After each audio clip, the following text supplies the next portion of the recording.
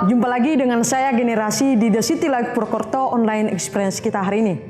Terima kasih untuk Anda semua yang menyaksikan tayangan kami ini, baik Anda yang Kristen maupun Anda yang bukan Kristen, baik Anda yang di kota Purwokerto maupun Anda di luar kota Purwokerto. Saya ucapkan terima kasih dan selamat bergabung. Bapak Ibu, di tahun 2025 ini semoga kita semua diberikan kesehatan, kemudahan, serta semangat yang positif dalam menjalani hidup di tahun 2025 ini. Baik Anda sebagai pelajar, mahasiswa, karyawan, seorang pengusaha, atau Bapak Ibu kepala rumah tangga, bahkan Anda seorang hamba Tuhan, sekalipun biarlah Tuhan senantiasa memberkati dan melindungi kita semua. Pada online experience kita hari ini, kita akan mendengarkan dan merenungkan kebenaran firman Tuhan yang selalu menguatkan kita untuk menjalani hidup kita ke depan ini. Bapak, Ibu, dan saudara-saudari, pastinya kita semua pernah mengalami yang namanya kesukaran, di mana kita pernah ada dalam suatu keadaan berat atau situasi yang begitu sulit. Kita merasa bahwa Tuhan tidak lagi berpihak pada kita. Namun, di balik itu semua, kesukaran dalam hidup membuat kita untuk semakin mencari Tuhan, bahkan membuat kita sadar bahwa kita selalu butuh pertolongan Tuhan. Sebentar, Pastor Robe Pasanda akan menyampaikan pesan firman Tuhan untuk kita semua dengan tema kesukaran adalah pertolongan Tuhan. Apakah yang dimaksud dengan tema ini? Namun, sebelumnya Ruth dan The City Light Band akan menyanyikan satu buah lagu untuk kita semua. Baik, mari kita akan segera bergabung dalam online experience kita. Dan untuk informasi, tayangan khotbah dan pujian hari ini adalah rekaman ibadah minggu lalu. Jadi teman-teman semua jangan kemana-mana dulu, tetap stay di channel ini. God bless you. Kita boleh ada sampai saat ini kuat bernafas, bahkan kita memiliki keselamatan di dalam Tuhan. Itu semua hanya karena karya Tuhan, kasih Tuhan yang begitu besar dalam hidup kita.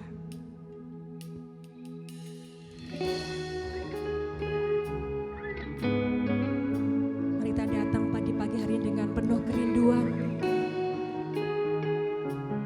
kepada Tuhan. Satu-satunya yang terindah dalam hidup setiap kami.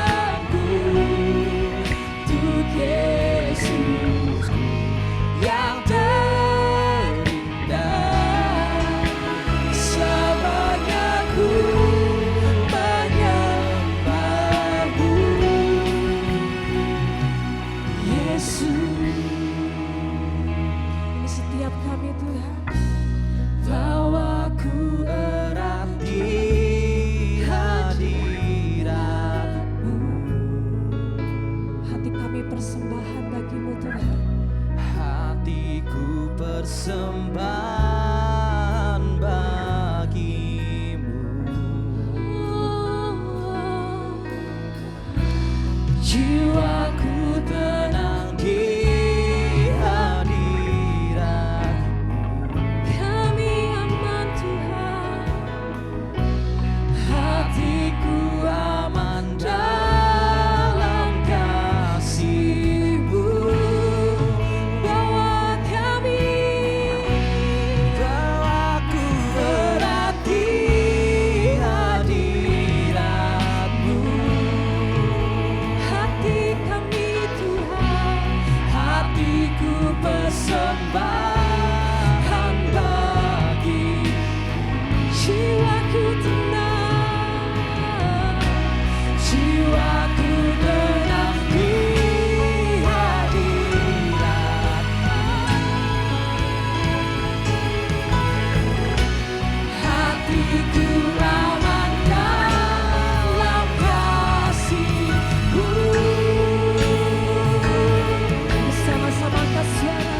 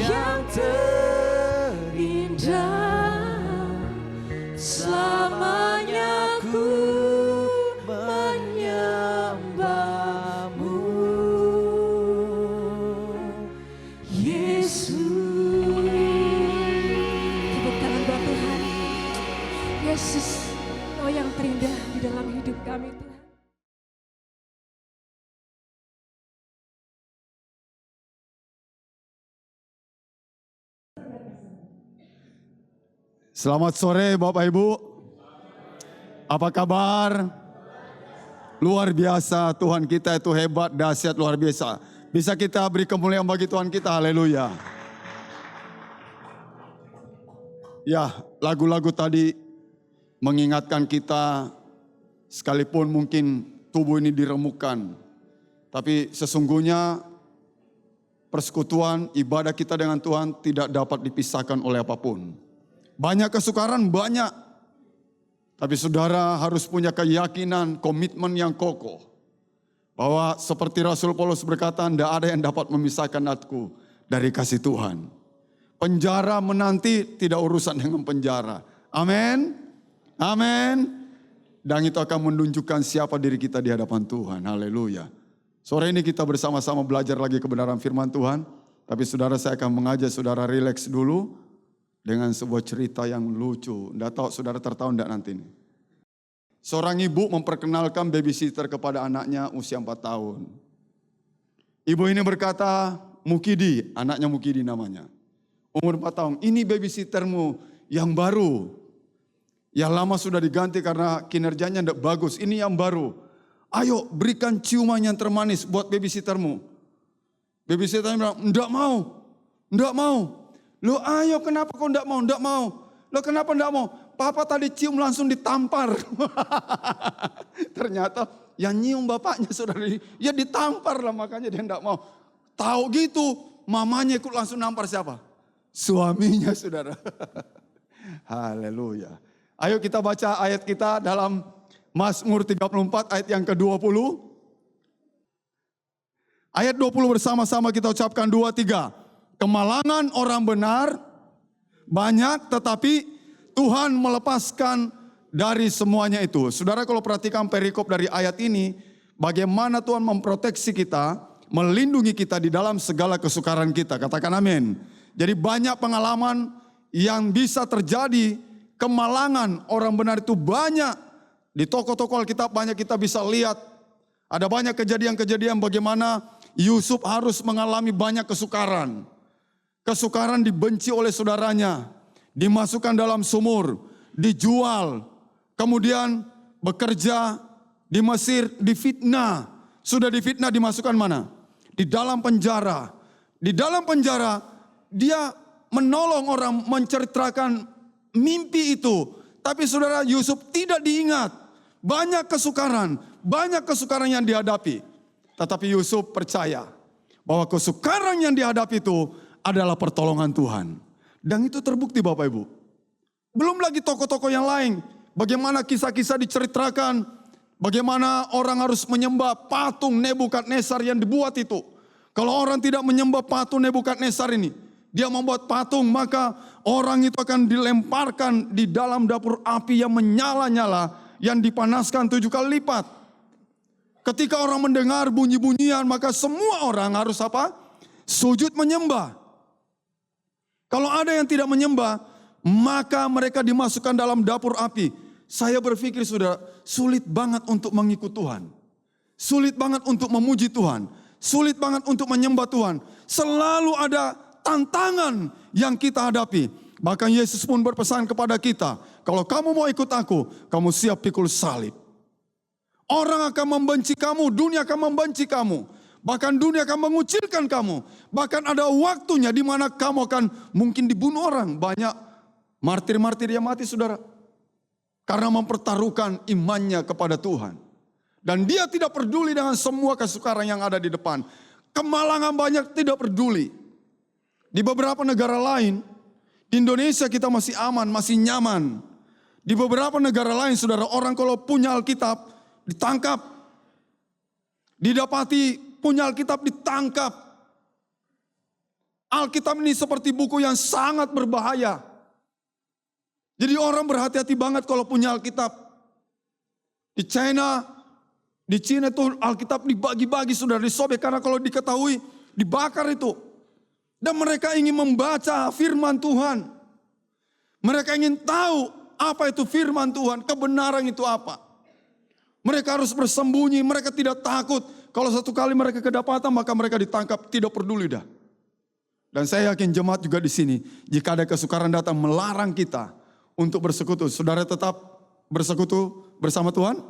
Halo? Atau kita juga mengambil langkah 1000 dan kita kabur? Saya akan mengajak saudara melihat kisahnya. Ada banyak kisah di Alkitab, tapi saya tertarik untuk mengajak saudara melihat kisah dari Daniel ini. Bagaimana tidak Bapak Ibu? Karena Daniel itu berbeda dengan para pejabat-pejabat tinggi di kerajaan Darius ini saudara. Dia punya roh yang excellent banget. Beda. Pernah dipertandingkan dengan orang-orang bijaksana.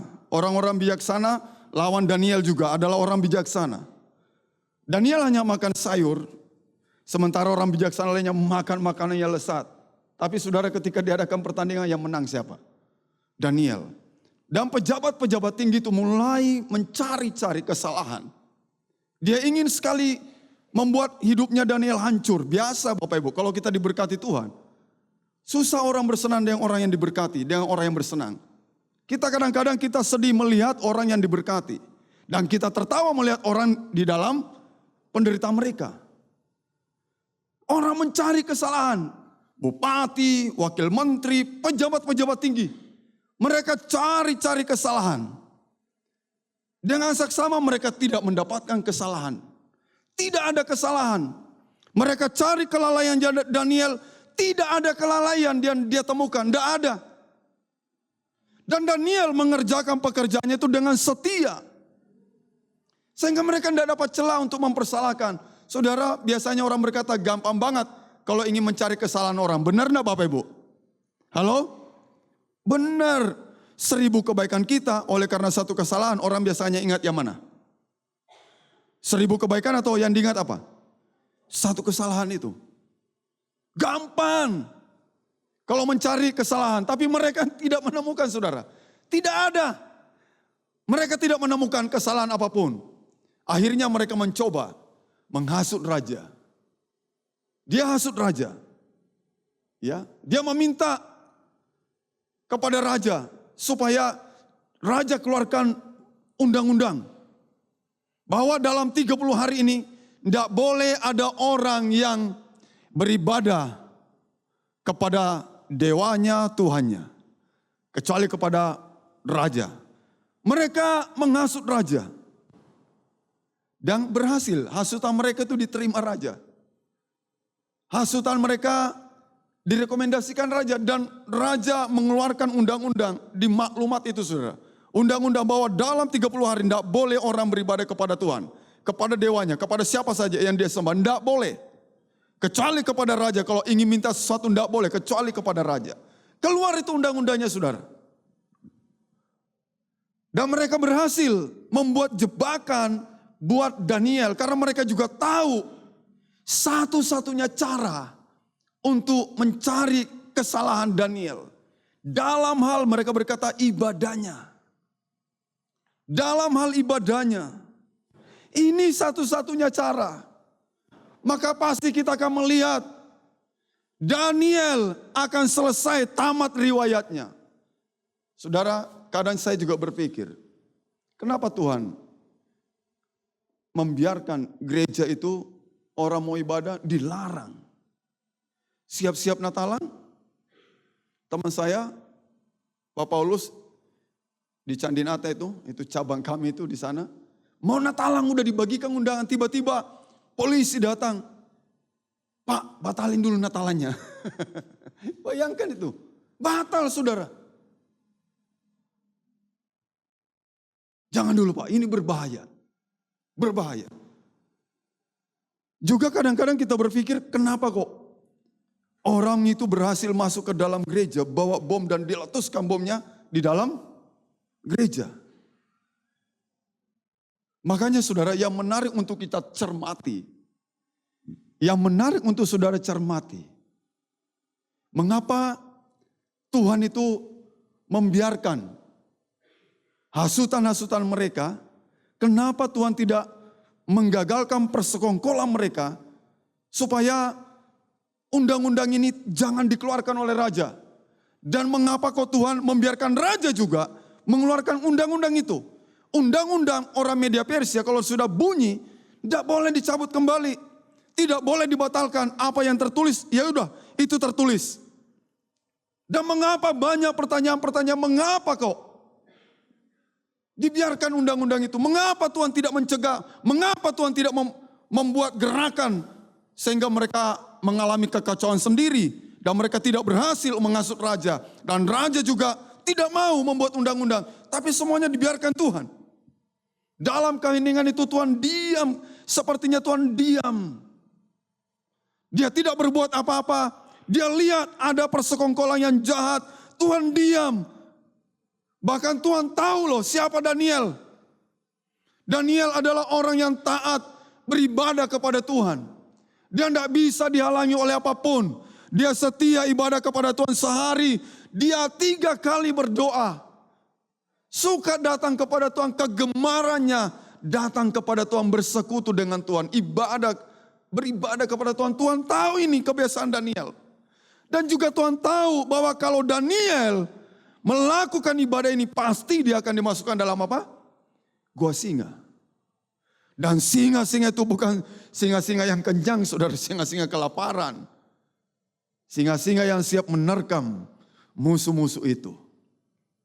Ada orang mempertaruhkan matanya, dicungkil matanya hanya untuk menjadi pengikut Tuhan. Bayangkan itu. Dan Tuhan diam aja, membiarkan mata orang itu dicungkil. Kenapa kok Tuhan tidak tahan supaya orang itu tidak berhasil mencungkil matanya? Ada lagi saya menyaksikan di tayangan video, saudara. Ada seorang tentara Korea Utara. Dia menerima Tuhan. Di sana itu kaisar-kaisar disembah. Diikat dia. Diputar-putarkan pakai helikopter.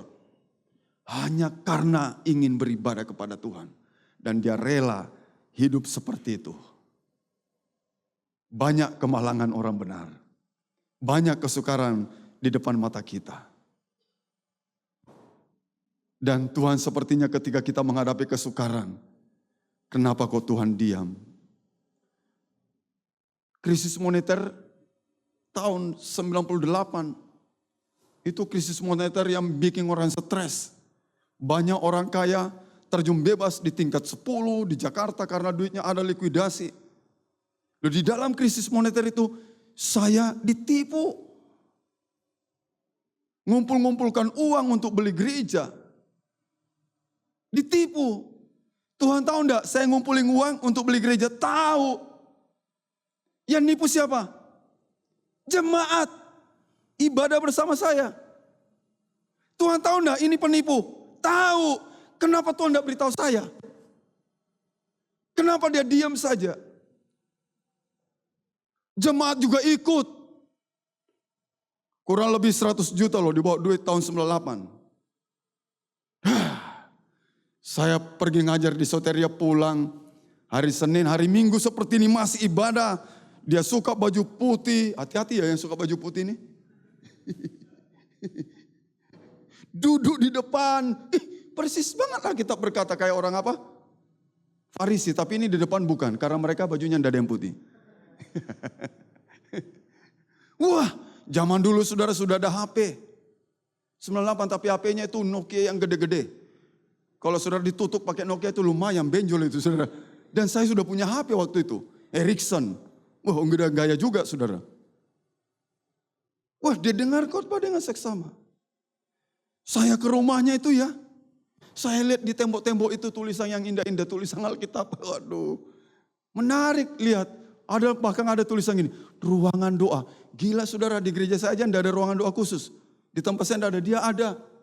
Dia sediakan di atas, ada lagi di dekat pintunya itu ditulis ini lagi. Kalimat-kalimat, dia ambil kitab-kitab Amsal itu, dia tulis kalimat-kalimat indah. Ternyata penipu. Bahkan ada kotak ditulis, kotak perpuluhan, ini bikin senang pendeta. Lihat, wih, ada kotak perpuluhan. Tapi saudara tahu, uang saya dibawa kabur. Wah, pulang ngajar, Pak Paulus yang bantu saya waktu itu dia masih single. Dia bilang, Om, Pak Wimpi kabur tenan. Lemes saya saudara. Waduh, enggak kuat berdiri. Tidak kuat berdiri. Kenapa ini terjadi? Kenapa Tuhan diam? Kenapa Tuhan membiarkan kesukaran saya? Makanya saya menemukan tema ini. Kesukaran itu saudara tahu adalah apa? Pertolongan Tuhan. Katakan amin. Sepertinya Tuhan diam, tidak berbuat apa-apa. Tapi tahukah saudara, lewat peristiwa itu, saya melihat Tuhan yang hebat, luar biasa. Yang menolong saya dalam apa? Kesukaran. Kalau bisa saya dengar suaranya, dia akan ngomong gini sama saya. Kamu mau beli gereja? Betul Tuhan. Nah kenapa kamu susah-susah banget? Kapan ngumpul duitmu kalau begini caranya? Aku punya cara. Gimana caranya Tuhan? Saudara tahu enggak? Orang datang dari luar pulau. Orang itu saya enggak kenal. Dia bawa duit. Untuk apa? Beli apa? Gereja. Tepuk tangan dulu dong untuk Tuhan. Saya ngalami bukan hanya ini saudara. Membangun pastori berhenti karena selesai ngedak uang habis. Saya ngomong sama Tuhan, Tuhan pernah menolong saya. Tolong saya lagi, ditolong lagi. Ada orang di Jakarta anak muda loh, orang kerja. Saya tidak kenal lagi. Orang hanya kerja karyawan. Bukan bos, bukan. Dia titip 30 juta uang, kirim ke bendahara kami. Saya tidak ngerti gimana ceritanya, pokoknya sampai itu duit 30 juta. Wah banyak cara Tuhan menolong. Bahkan berkali-kali Tuhan menolong kita. Kalau saudara kuat di dalam kesukaran, amin. Jangan ada kesukaran, saudara melempam, terus kabur. Daniel, saudara, ketika dia tahu undang-undang ini, dia dijebak dan dia dilaporkan kepada raja. Mereka cepat-cepat datang kepada raja bergegas-gegas melaporkan apa yang terjadi. Raja, undang-undangmu dilanggar oleh Daniel.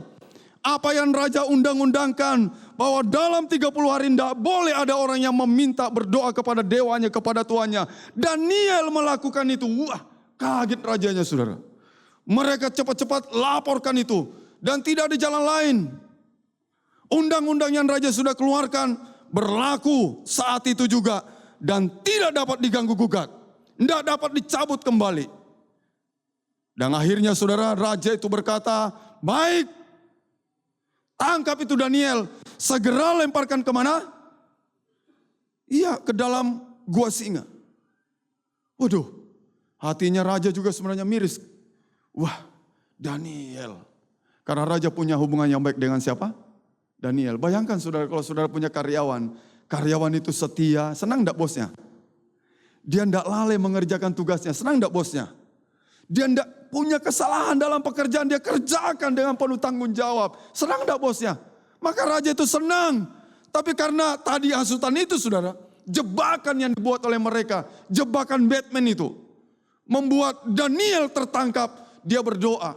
Saudara Daniel ketika baca, dia lihat undang-undang itu dikeluarkan. Apakah Daniel takut? Tidak. Apakah Daniel berhenti berdoa? Tidak. Dia pergi tetap berdoa. Seperti biasa. Dia datang kepada Tuhan. Dengan segala risiko yang terjadi, dia tidak peduli. Dia berdoa. Dan itu para pejabat negara tadi tuh ngintip. Dulu belum ada CCTV soalnya, jadi matanya jadi CCTV. Wah raja-raja mereka menyembah. Daniel menyembah. Tangkap. Masukkan dalam gua singa. Dilemparlah Daniel dalam gua singa saudara. Dan Daniel mendapatkan kekuatan justru dari raja. Wah Daniel masuk di gua singa. Apakah Daniel menyesal? Karena dia berdoa kepada Tuhan, apakah Daniel menyesal? Tidak Bapak Ibu. Daniel tidak menyesali. Dia tahu resikonya, dia tahu apa yang terjadi kalau dia tetap beribadah kepada Tuhan. Daniel tidak peduli. Daniel mengabaikan undang-undang tersebut. Dan Daniel ingin membuktikan kualitas imannya. Saudara, kalau saudara mau tahu saudara adalah orang beriman, perlu diuji enggak? Halo? Ya perlu diuji. Kalau saudara adalah orang yang beriman, harus diuji bagaimana kualitas imanmu. Kalau kita nyanyi rame-rame gini kita bisa semangat saudara. Bisa enggak kita semangat ketika hanya kita seorang diri? bersama Tuhan. Kalau rame-rame api itu membakar kita. Apalagi nyanyinya, api Roh Kudus. Wah. Tapi kalau kita seorang diri, pembuktian iman. Sama Yesus dicobai di mana? Di mana dia dicobai? Di padang gurun. Ada orang enggak? Enggak ada. Setannya minta supaya kau sembah aku sekali saja. Saya berikan seluruh dunia ini. Bayangkan kalau salah satu diambil dari sini. Albert ya? Albert diambil oleh setan ini. Dibawa ke Gunung Selamat. Dua orang aja antara Albert dengan setan. Setannya bilang kepada Albert, Albert, kamu sembahku sekali aja. Dan tidak ada yang lihat kok. Siapa yang lihat kalau kamu menyembahku? Ada yang lihat? Tidak ada, di atas gunung.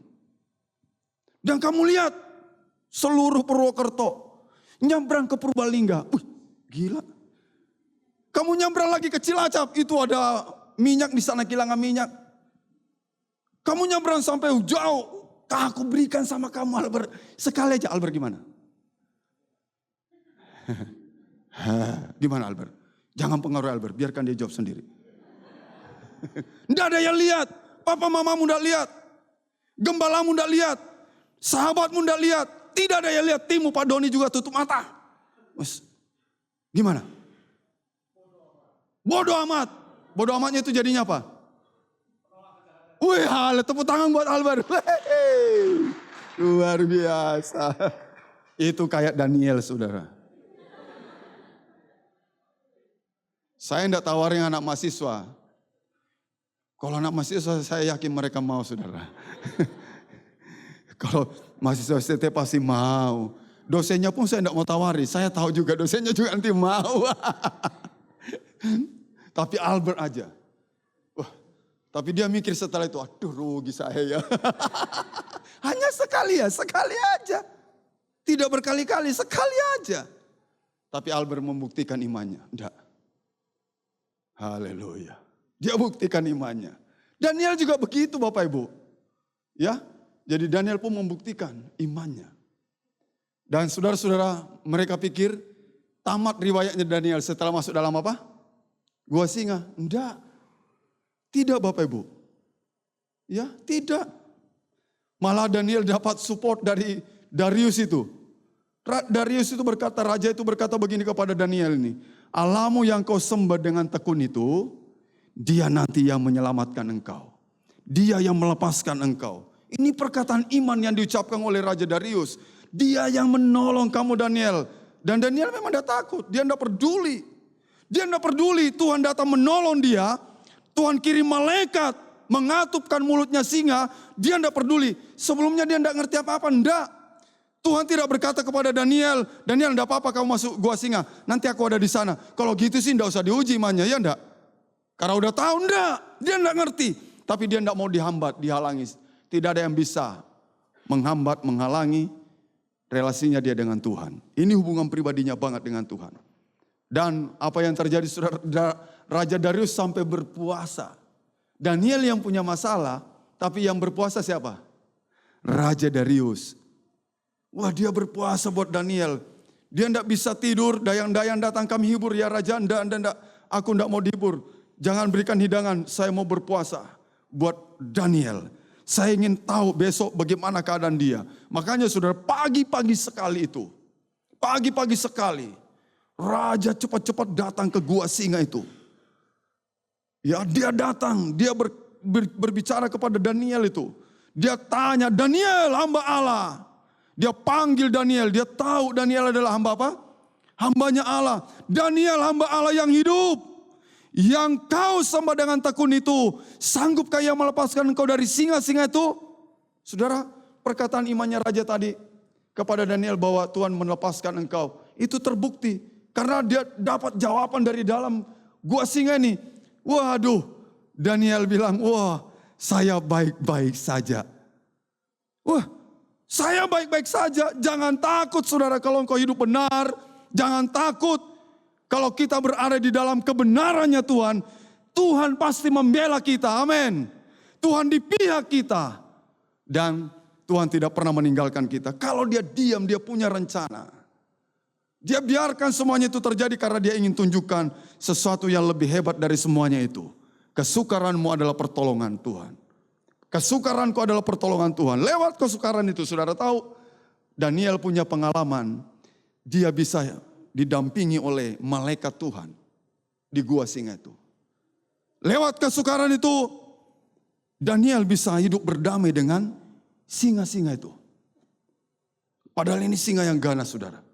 Lewat kesukaran, undang-undang dikeluarkan raja lagi. Dia bilang, siapa yang menghina Allahnya Daniel, awas, aku akan murka kepada mereka semua.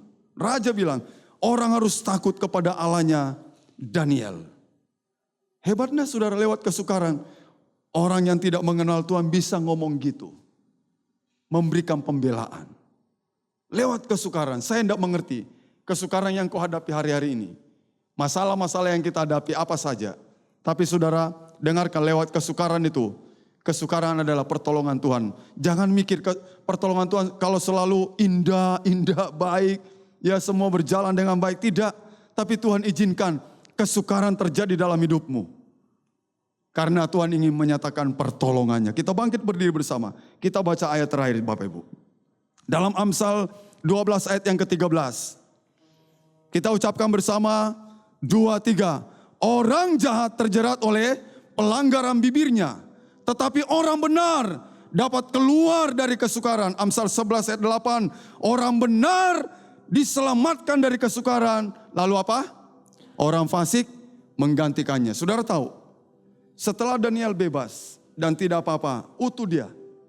Tidak ada bajunya sobek karena dicakar singa, tangan bekas luka, tidak ada. Raja itu berkata, tangkap semua orang ini. Para pejabat tinggi, para bupati, para wakil menteri segala, semuanya pejabat-pejabat ini. Masukkan mereka dalam gua singa ini. Kita dikeluarkan karena kita hidup benar di hadapan Tuhan. Orang ini dimasukkan dalam gua singa dan keluarganya. Kata raja, masukkan mereka semua dan keluarganya. Saudara tahu, mereka dimasukkan semua. Apa yang terjadi? Dihajar sama apa itu? Singa-singa itu. Kesukaranmu adalah pertolongan Tuhan. Bilang orang di sebelahmu, kesukaranmu pertolongan Tuhan. Kita nyanyikan pujian. Berkali-kali kau menolongku. Meskipun, haleluya, Tuhan tak menolongku. Meskipun Tuhan tak menolong, meskipun duri dalam dagingku, ku tetap memilih untuk percaya dan mengucap syukur.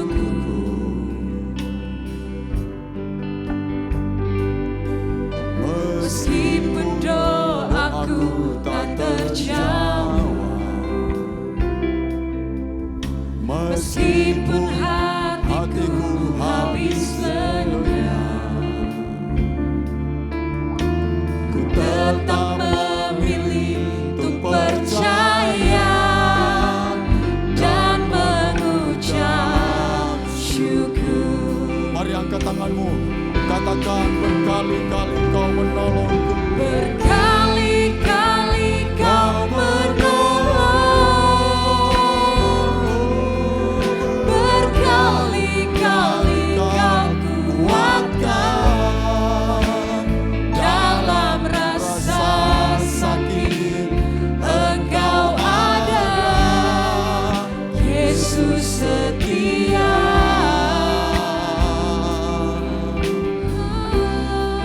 Berkali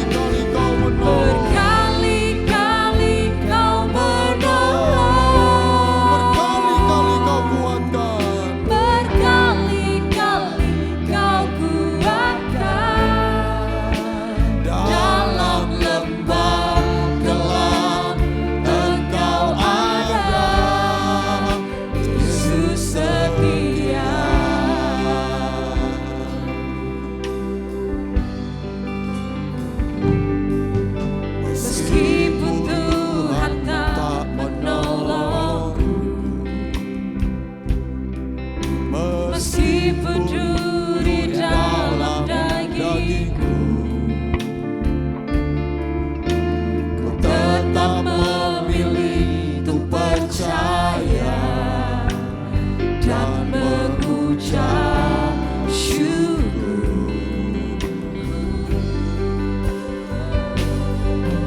Meskipun doaku tak terjawab,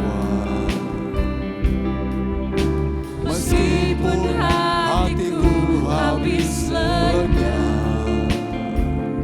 Tuhan, ku tetap memilih kami tetap percaya dan mengucap syukur. mari angkat tanganmu, katakan berkali-kali kau menolongku. Berkali-kali kau menolong,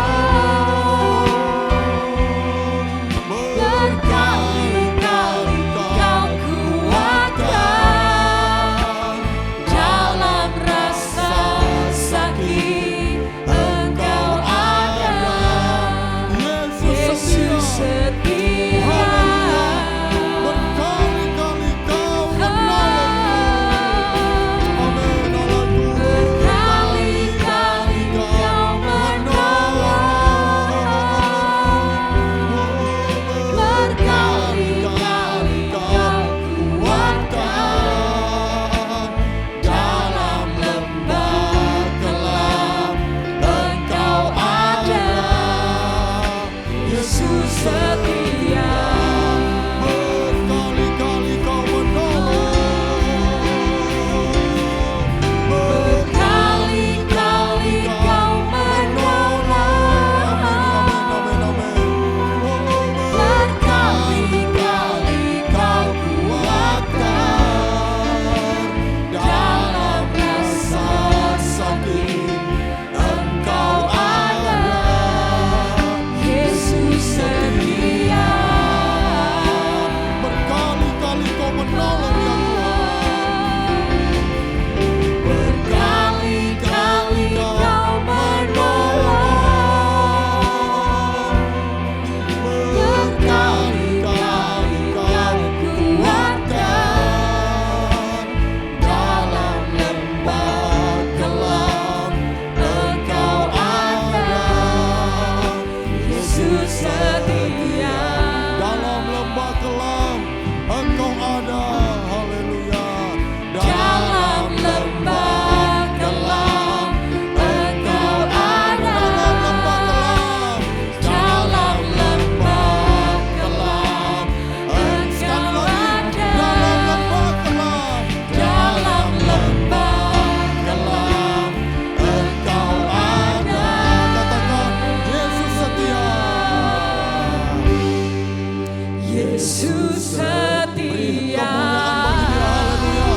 Haleluya. Haleluya. Haleluya. Haleluya. Terpujilah namamu dulu, sekarang, dan sampai selama-lamanya. Kami bersyukur Tuhan. Kami punya Tuhan yang peduli dengan kami. Dan kami punya Tuhan yang tidak membiarkan kami. Tangan-Mu yang perkasa memegang kami. Tangan-Mu yang perkasa menolong kami. Di dalam kesukaran kami akan melihat pertolongan Tuhan. Sekalipun banyak kesukaran yang harus kami hadapi, silih berganti datang menghantam hidup kami, tapi kami akan melihat Tuhan lebih besar daripada semua kesukaran kami. Pertolongan-Mu selalu ada ya Tuhan. Terima kasih Bapa, karena itu teguhkan firman-Mu yang sudah kami dengar, supaya kami meteraikan di dalam hidup kami lakukan firman-Mu. Kami tidak hanya dengar, tapi kami lakukan firman-Mu, bahwa iman kami buktikan keasliannya. Kami buktikan iman kami, kualitasnya, bahwa kami mau setia kepada Tuhan. Apapun yang terjadi, kami tidak akan pernah berpaling daripada-Mu. Kami mengikut Tuhan sampai selama-lamanya. Sekalipun banyak masalah, tantangan yang menghadang, kami tidak peduli. Yang kami tahu, Tuhan pasti menolong kami di dalam kesukaran kami. Terima kasih Bapak, terima kasih. Setiap orang yang hadir Tuhan, kami percaya, jika mereka di dalam masalah, dalam kesukaran, biarlah mereka bisa melihat Tuhan di dalam kesukaran mereka. Dan itu adalah pertolongan-Mu yang hebat luar biasa. Berkati setiap kami hamba-hamba-Mu yang telah mengambil bagian dalam pelayanan. Para pemuji yang membawa kami memuji, menyembah Tuhan, pemusik. Kiranya Tuhan berkati urapan lebih lagi Engkau berikan kepada mereka. Dan semua pengurus gereja di tempat ini Engkau berkati. Hamba-Mu Ibu Lois Engkau berkati. Bapak Ibu Yason Engkau berkati. Semua yang terlibat dalam pelayanan di tempat ini berkati Tuhan. Dengan pertolongan-Mu yang luar biasa. Terima kasih Bapak, kami yang datang pada sore ini. Kami percaya saat kami masuk di rumah-Mu, kami diberkati Tuhan. Sebentar kami keluar dari rumah-Mu, kami juga diberkati Tuhan. Baik waktu kami masuk maupun waktu kami keluar dari rumah-Mu, Tuhan memberkati kami. Karena itu saudara-saudara, angkat kedua tangan-Mu dan mari kita pulang bersama-sama. Tuhan memberkati engkau dan melindungi engkau. Tuhan menyinari engkau dengan wajahnya dan memberi kasih karunia. Tuhan menghadapkan wajahnya kepadamu dan memberi damai sejahtera. Anugerah Tuhan Yesus Kristus, cintalah Bapa dan persekutuan Roh Kudus menyertai, memberkati mulai hari ini dalam setiap rumah tangga saudara, dalam kehidupan pernikahan saudara, di dalam usaha saudara, dalam pekerjaan saudara, dalam pendidikan anak-anak saudara, bahkan apa yang dikerjakan oleh tangan saudara, semuanya diberkati Tuhan, dan berkat itu kekal sampai Maranatha. Tuhan Yesus datang kedua kali menjemput kita dan membawa masuk dalam kemuliaannya. Terima berkat ini dengan penuh ucapan syukur. Sama-sama kita katakan, dalam nama Tuhan Yesus Kristus, Juru Selamat kami sudah berdoa. Amin.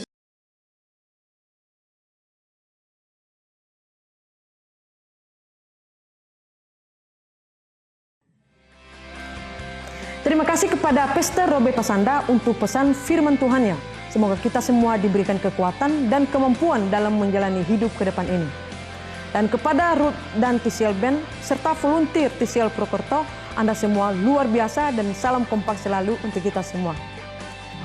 Saya juga ucapkan terima kasih untuk Bapak Ibu dan teman-teman semua yang telah setia dan antusias dalam memberikan persembahan. Sehingga program TCL Purwokerto bisa berjalan dengan baik dan menjadi reflektor terang Tuhan di kota Purwokerto. Kiranya Tuhan memberkati segala usaha pekerjaan Bapak Ibu semua. Selanjutnya untuk Bapak Ibu yang akan memberikan persembahan, baik persembahan rutin atau persembahan persepuluhan, bisa langsung ke kotak persembahan yang ada di gereja. Atau Bapak Ibu bisa langsung mentransfer ke rekening gereja yang tertera di layar Anda. Saya Generasi, sampai jumpa di online experience kita Jumat depan. Tuhan Yesus memberkati kita semua.